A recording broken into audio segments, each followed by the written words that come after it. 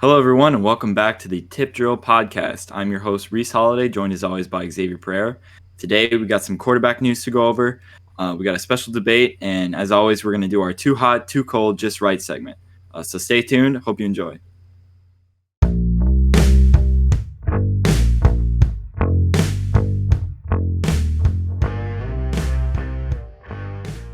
All right, so before we get into the NFL news for this week, Xavier and I wanted to fill out the rest of our AFC West. We filled out two teams in our last video, so if you haven't checked that out, go check that out. But right now, we're going to fill out the rest of our teams. So Xavier, go ahead, fill out the rest of your teams. All right, so for Saturday's episode, I got the Broncos and the Raiders. To finish off my list, I have the Chiefs going in first in the division, going 14-2, and I have the Chargers at the bottom of the division, tied with the Raiders, but with a worse divisional record, going 6-10 as well. So those are my last two picks. All four going Chiefs, Broncos, Raiders, Chargers.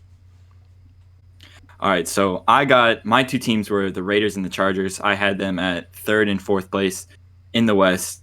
So those were my bottom two teams. My top two teams, first place, obviously I'm going Chiefs. I have them going 14-2, just like Xavier.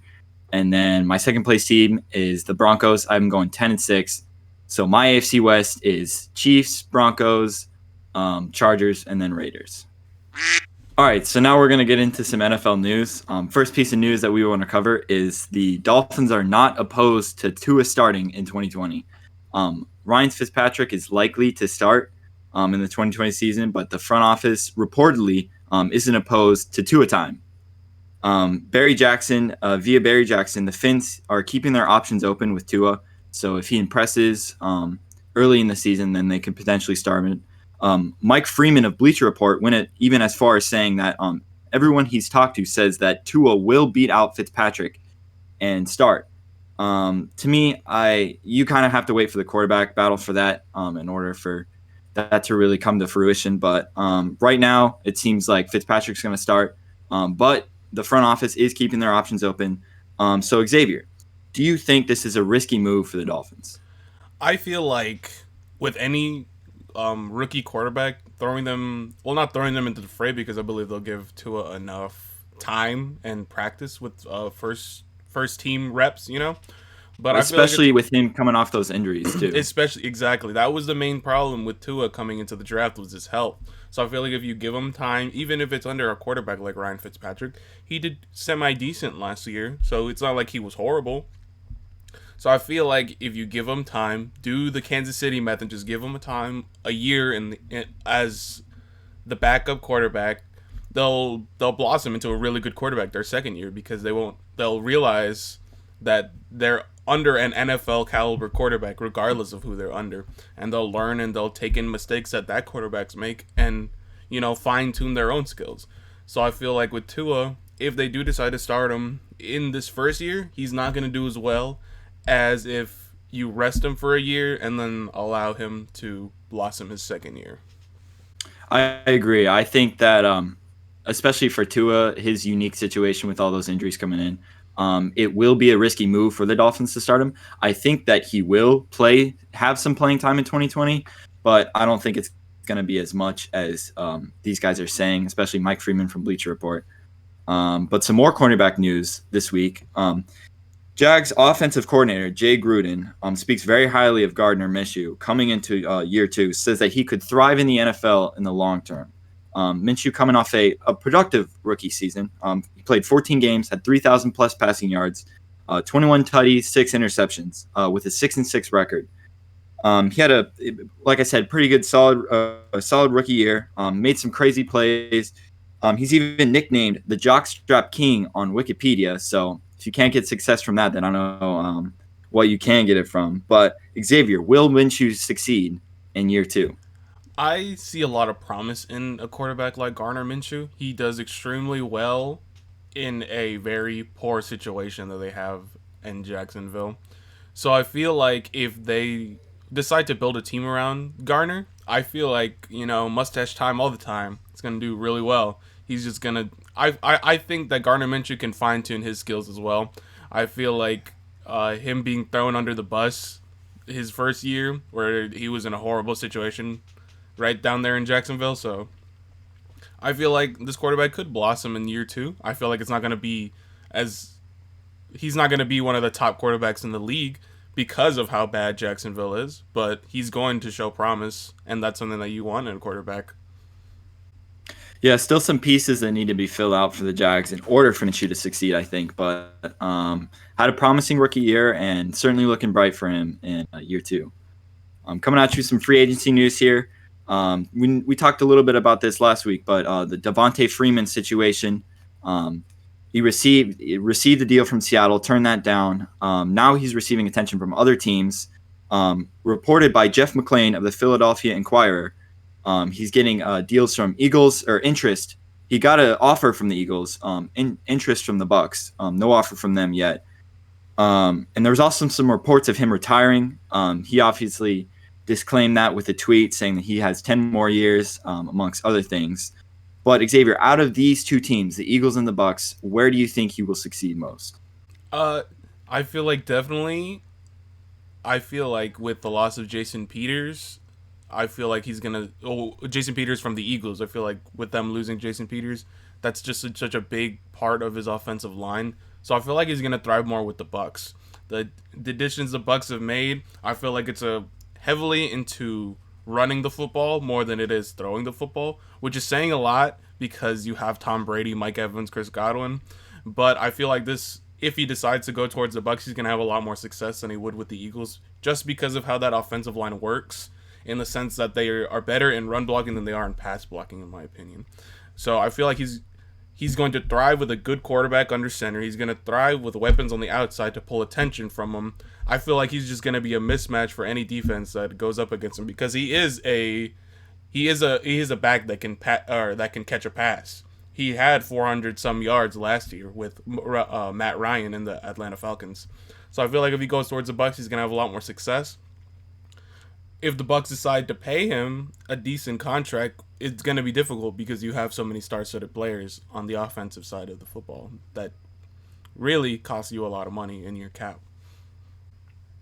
I agree. I think the Bucks are could be a good pairing for Devontae Freeman. Really, they've been lacking at running back recently, ever since Doug Martin, and he declined in recent years. I don't think he's even in the NFL anymore. But running back, obviously a position of need for the Bucks to sort of complete that star-studded offense.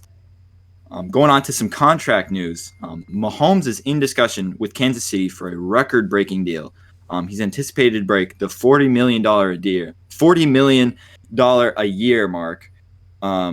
No player has ever been paid that before, but the Chiefs have to be smart here and not totally ruin their cap space. They got to move pieces around. They got to do all this stuff. So I think it's well deserved for Patrick Mahomes to be paid this kind of money. X, your thoughts? Do you think Mahomes deserves this money, especially this big of a contract? When when you want to disrupt the quarterback market by paying your quarterback $40 million, I feel like this is the quarterback to do it. Second year quarterback, gave you 3 comebacks in the playoffs to give you a Super Bowl victory. I feel like it's well deserved. This is going to just throw a wrench in everybody else's plans, because $40 million is what you pay elite quarterbacks now. Russell Wilson probably will restructure a contract. You got all these good quarterbacks that'll probably be like, hey, where's my money, I don't see, I was thinking more in the realm of like 35, but I mean 40 works too, But Yeah. I don't see Patrick Mahomes as a quarterback like Tom Brady, who will be like, no, I can take pay cuts. I feel like he's wants money up front. He wants to play for that contract, So the Chiefs will have to restructure some contracts to make room for a $40 million a year, however long they decide to sign him. But they're going to have to make some room, especially with, again, a lot of star-studded weapons on the offensive side of the football. Exactly, and he wants to stay in Kansas City. Even with this massive deal, he wants to stay in Kansas City. He said he wants to retire in Kansas City. But it's a lot of money to be paying a quarterback. But I agree, if there's any quarterback that you should be paying that money to disrupt this whole quarterback pool of that Dak's involved in, that Deshaun Watson's going to be involved in a few years, He's definitely the one to break that $40 million a year mark. More contract news. George Kittle's agent wants more than a tight end deal. According to NFL Network's Michael Silver, agent Jack Becta said, "I don't care about the tight end market. I'm being paid to do a George Kittle deal." With this being said, the 49ers and George Kittle are, quote, far apart on contract talks. And the current highest paid tight end is Chargers Hunter Henry. George Kittle, obviously a prolific tight end, in my opinion, the best tight end in the league. Xavier, same question with Mahomes. Do you think George Kittle deserves a bigger deal than what the tight end market is currently offering? Well, comparing the tight end position to the quarterback position, no, in that sense. But depending on how much he wants, I'd say because I feel like San Francisco is reasonable. San Francisco had a lot of cap space coming into this coming year, so I feel like they played it smart. So I feel like they have a lot of money to play around with. Depending on how much money George Kittle wants, it's rough because it's a tight end. Tight ends, they catch and they block. That's pretty much it. And George Kittle, in my opinion, does it second best, but I feel like it's just strange because we don't know how much money he wants. If he wants quarterback money, he's out of his mind. Go wrestle in the WWE. You're not gonna make quarterback money playing tight end. But if he wants something over, like a little contract over Derrick Henry, or not Derrick Henry, Hunter Henry, of course, yeah, pay him that money because he helped bring you to a Super Bowl. But again, if he wants big money, I feel like San Francisco is smart with their money. They usually do well on the offseason. I don't think they're going to pay him some major, blockbuster deal. He's going to have to go somewhere else. Yeah, I agree too. I feel like San Francisco, George Kittle is obviously a perfect tight end for that system. He can run block well, catch the pass well. He's disruptive when he has the ball in his hands. But in order to get that big deal that's outside of the tight end market, San Francisco may not be the landing spot with him. Again, they're far apart on contract talks. So we don't know what the deals are, what's being offered. So he could be asking for sort of a wide receiver deal and to be paid like a wide receiver. But still some more updates to be had on that, especially with what kind of money he wants and what is San Francisco offering. Our last piece of NFL news here is Dolphins owner Stephen Ross believes that there will be a season in 2020. Stephen Ross, in an appearance on CNBC via ESPN's Kevin Wolf, said, quote, "The real question is, will there be fans in the stadium?" Commissioner Goodell released a statement earlier in May saying that the league will be flexible on schedule changes.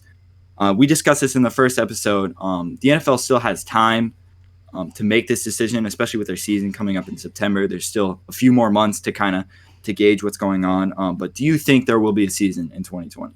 I do think there's going to be a season in 2020. I agree with the decision of whether there should be fans in the stadium or not, depending on how the epidemic going on nowadays either subsides or just like gets worse in a sense. In my personal opinion, I feel like the NFL should play it safe. I feel like Roger Goodell doesn't put fans in the stands, and if he does, it's going to be extremely limited. I feel like it's going to be more towards like the top, where it's like isolated in your own section. I forget what those seats are called, but I feel like it's going to be more like that. I don't think we're going to have a full stadiums. I feel like the risk just outweighs the rewards. I feel like the NFL can come up with some other way to make money. I just don't agree with full stadiums. But I do agree that limited seating in stadiums would work. And I feel like a lot of the fans and the athletes are sort of leaning towards not having fans in the stadium, especially if that means that it will be safer for the players to play and guaranteed more that there will be an NFL season.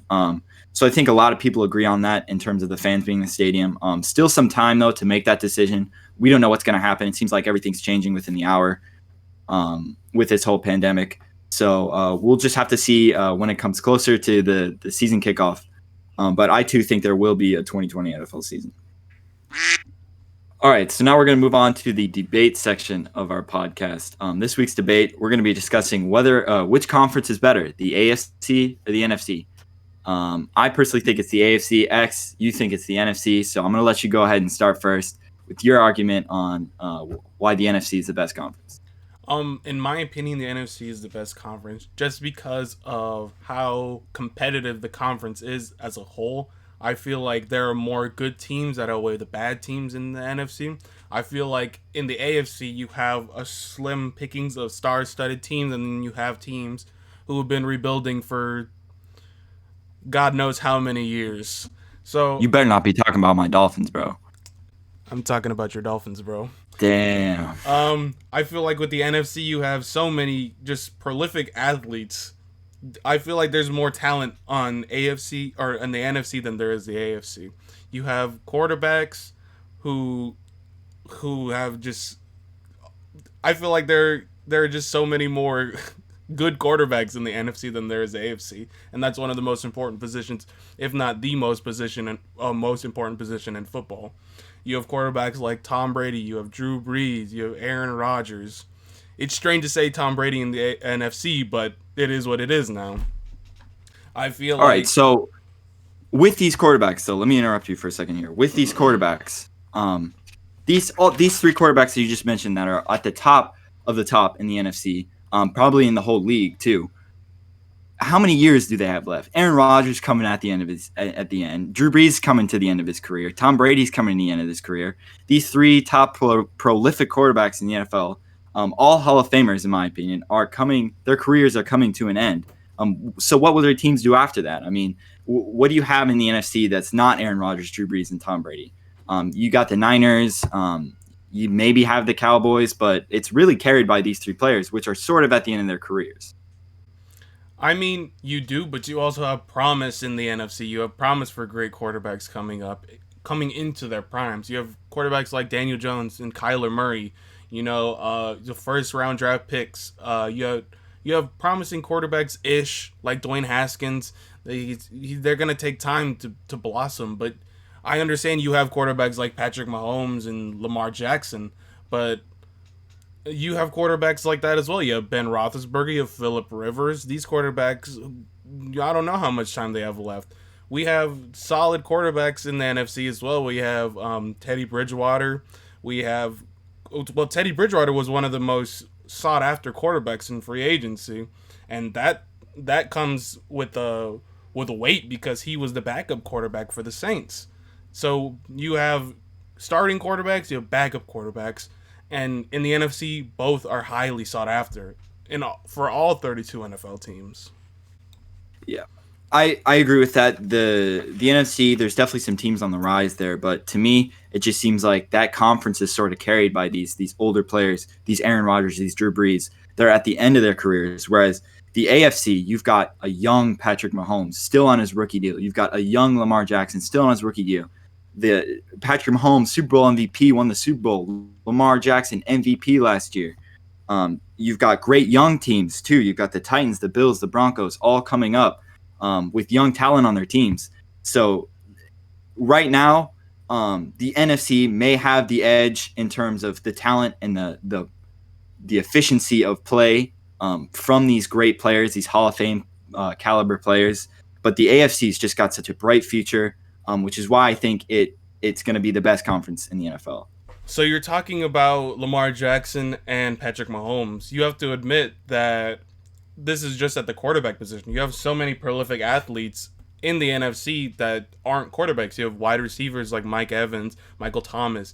You have pass rushers like Nick Bosa and Khalil Mack. I feel like as at the quarterback, in the sense of quarterbacks, yes, you have a better future ahead of you. But as of right now, we have the more offensive weapons and more defensive weapons, in my opinion, on the NFC side of the football. You also have to think when talking about Patrick Mahomes and Lamar Jackson, they were both passed over in the draft. The Ravens traded up from pick whatever to pick 32 to get Lamar Jackson. You have Mitchell Trubisky being picked over. And I believe, Mitchell Trubisky and Deshaun Watson picked over Patrick Mahomes. So there's something that these teams didn't like about these quarterbacks, but the Chiefs and the Ravens struck gold with these two quarterbacks, and that's just a fact. They weren't looking for much when you look at the talent compared from the beginning of the first round to the end of the first round. It's such a talent difference, and when pick 32 ends up being an MVP, it's more surprising than if pick 2 was the MVP. You know what I'm saying? Yeah, I get it. There's talent. There's definitely talent on both sides of the conferences. AFC is looking bright. NFC's got some teams over there that are looking really good. Both sides have these quarterbacks and these teams that are sort of on the end of their time being at the top. So definitely an interesting argument. Whether the AFC is better, the NFC is better, that's up to you guys. So let us know what you got down. Let us know what you think in the comments down below. And now we're going to move on to our last segment of the podcast, which is too hot, too cold, just right. We did this in last week's episode. Xavier's going to spin a wheel. He's going to pick a team. We're going to decide if they're too hot, meaning overrated, too cold, underrated, or just right, based on what people predict their records are going to be. So Xavier, go ahead and spin that wheel. All right. I'm letting you go first again this week, so let's see All what right. you got. You are the Buffalo Bills. The Buffalo Bills. So from what I've seen on NFL analysts and all the predictors and everything, I see that a lot of people have the Bills winning the AFC East. And me being a Dolphins fan, this is hard to admit, but I think I agree. The Bills will be the best team in the AFC East. Josh Allen's going to take another step in year 3. They've got a great young defense. They added Stephon Diggs, a good offensive line. They've got a good running back in Devin Singletary. So just a really good young team, great coach. I like the coach, Sean McDermott. But young team, great talent on both sides of the ball. Got him winning the AFC East around that 10-6, 11-5 record. And I have to agree. So I'm going to just put him in the just right category here. Alrighty. I completely agree with that, by the way. Well, let's see what I get. I get the Titans. Wow, okay. Coming in from last year, I didn't think the Titans were going to do much. I didn't believe in Marcus Mariota, and I didn't like the Ryan Tannehill pick, but it worked. So coming into this season, there was a lot of talks about paying Derrick Henry and Ryan Tannehill, and they did that. They put Derrick Henry on the franchise tag, and they paid Ryan Tannehill.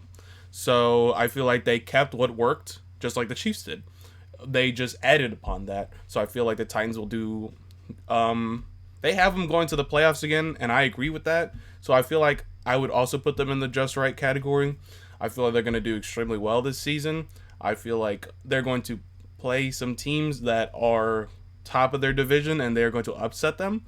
And I feel like they're going to do exactly what they did last year. They're going to win 1 or 2 playoff games, and then they're going to lose. Because I don't think the Titans can make it to the Super Bowl with what they have right now. What they have right now works for a couple playoffs wins. I don't think what they have is Super Bowl caliber just yet. I agree. I think the Chiefs still run the AFC. Definitely. So everything's going to have to go through them. And just like last year, I don't think the Titans are going to get through them. But I agree, too, that they are in that just right category with making the playoffs. All right, so that's it for this week's episode. Be sure to let us know what you think in the comments below. Like, share, and subscribe to the video. We're going to be coming at you with a special video this week, in the middle of this week. A kind of unusual upload for us, but we're excited about it. And then we'll continue on with our regular schedule. So hope you enjoyed. Stay tuned for more content to come, and we'll see you then.